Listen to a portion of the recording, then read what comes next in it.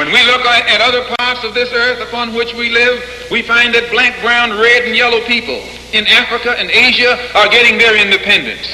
They're not getting it by singing, "We shall overcome." No, they're getting it through nationalism.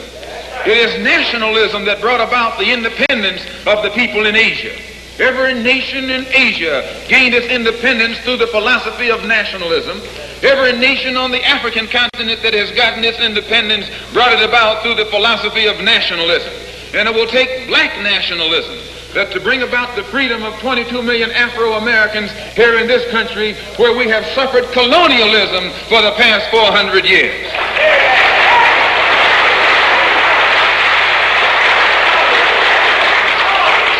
America is just as much a colonial power as England ever was.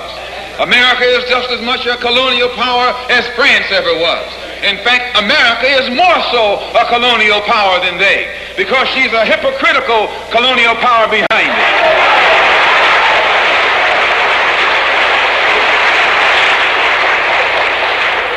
What do you call second-class citizenship? Why, that's colonization.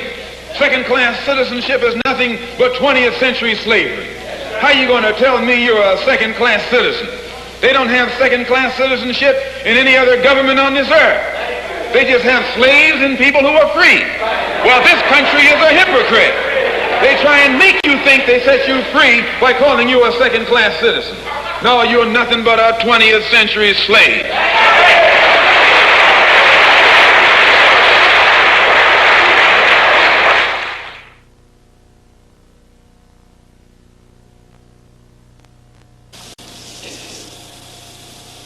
Minister Malcolm, you have suggested that there are all kinds of movements in Harlem growing that you and I don't know about? Oh, yes. Frustration itself has been sufficient, all that was necessary to make Negroes realize the importance of banding together. And Negroes are banding together. Banding together in what kind of movements? Different kinds of movements, all kinds of movements, and they remain almost invisible. They remain almost unknown, but yet they are there. When I say invisible, I mean invisible in the sense that their existence is unknown, and no matter how much you try and track them down, you can't find them. And never try and find them through the Negro leaders. The Negro leaders are famous as apologists. If you recall, one of the most famous Negro leaders in 1959 was asked by you about the black Muslim movement. And he said he knew nothing about it. And the next moment you flashed a picture on the screen with him shaking hands with me. So if you will recall. So this is their policy. This is their attitude or their reaction. They never know what's going on in the Negro community. And what form will the activities of these various so-called invisible movements take in Harlem this summer? An example. Commissioner Murphy.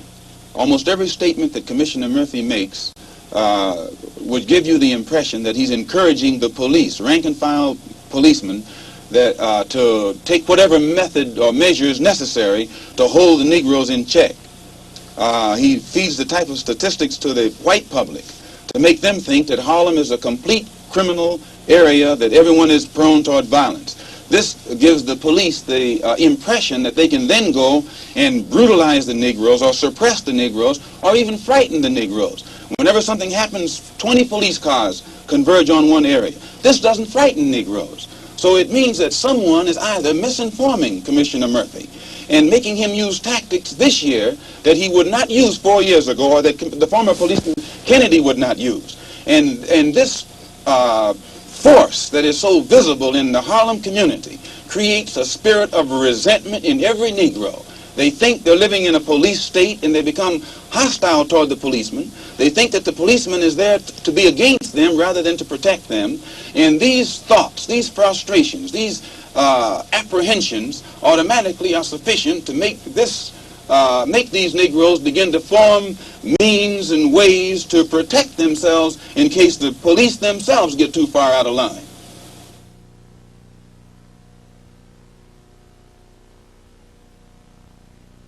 I'm no politician.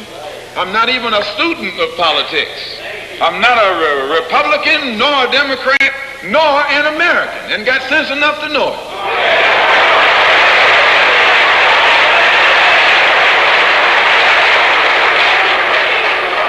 I'm one one of the 22 million black victims of the Democrats. One of the 22 million black victims of the Republicans, and one of the 22 million black victims of Americanism.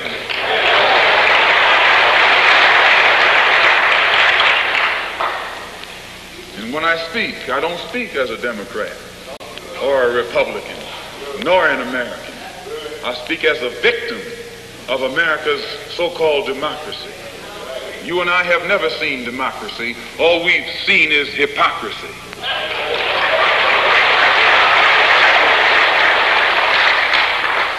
When we open our eyes today and look around America, we see America not through the eyes of someone who has enjoyed the fruits of Americanism. We see America through the eyes of someone who has been the victim of Americanism. We don't see any American dream. We've experienced only the American nightmare. We haven't benefited from America's democracy. We've only suffered from America's hypocrisy. And the generation that's coming up now can see it and are not afraid to say it. If you go to jail, so what? If you're black, you were born in jail.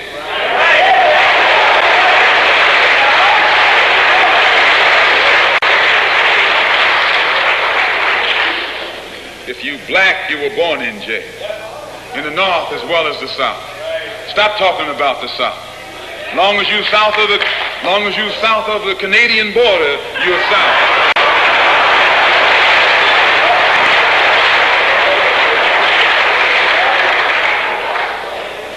Don't call Governor Wallace a Dixie governor. Romney is a Dixie governor.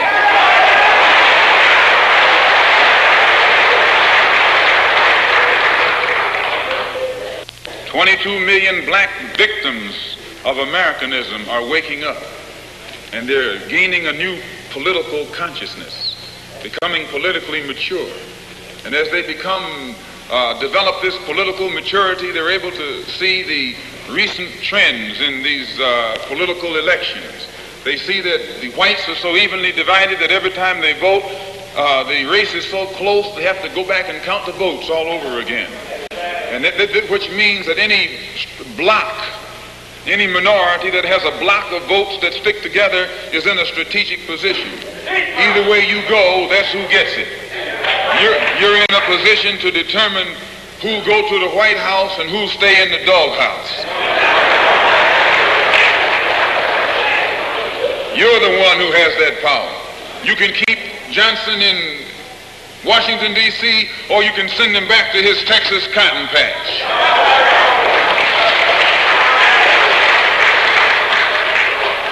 You're the one who sent Kennedy to Washington. You're the one who put the present Democratic administration in Washington, D.C. The whites were evenly divided. It was the fact that you threw 80% of your votes behind the Democrats that put the Democrats in the White House. When you see this, you can see that the Negro vote is the key factor. And despite the fact that you are in a position to be the determining factor, what do you get out of it?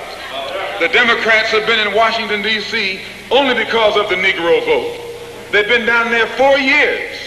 And all other legislation they wanted to bring up, they brought it up and gotten it out of the way, and now they bring up you. And now they bring up you.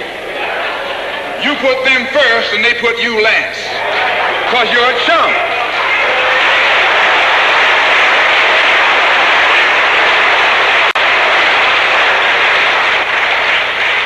A political chump.